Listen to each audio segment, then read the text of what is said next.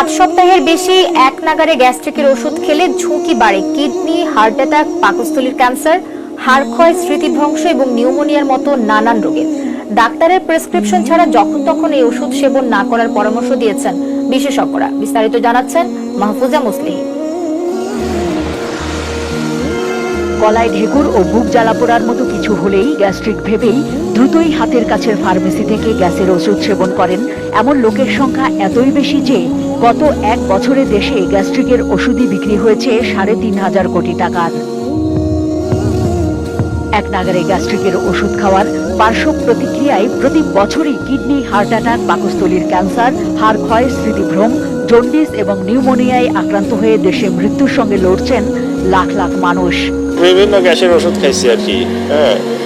তারপরে খেতে খেতে একটা সময় গ্যাসের একটু বেশি প্রবলেম হয়, হ্যাঁ। বুকের দিক থেকে উপরের দিকে ব্যথা উঠে আসে। বললো যে এটা পপি হয়েছে, গ্যাস্ট্রিক পলি, এটি কেটে দিতে হবে।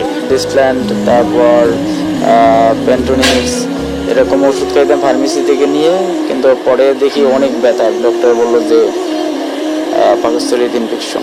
জন্ডিসে 5-6 মাসে পড়তে আছে, কিন্তু কমতে আছে না, বাড়তে আছে।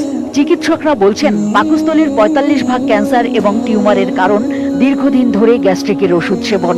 ডাক্তারের পরামর্শ ছাড়াও আপনার ফার্মেসি থেকে বা নিজেরাও অনেক সময় আপনার এটা ওষুধের দোকান থেকে আপনার কিনে খেয়ে থাকেন। পাকস্থলীর ক্যান্সারের পরিমাণ দীর্ঘদিন খেলে দেখা যাচ্ছে যে প্রায় 45% বাড়ায় দেয়।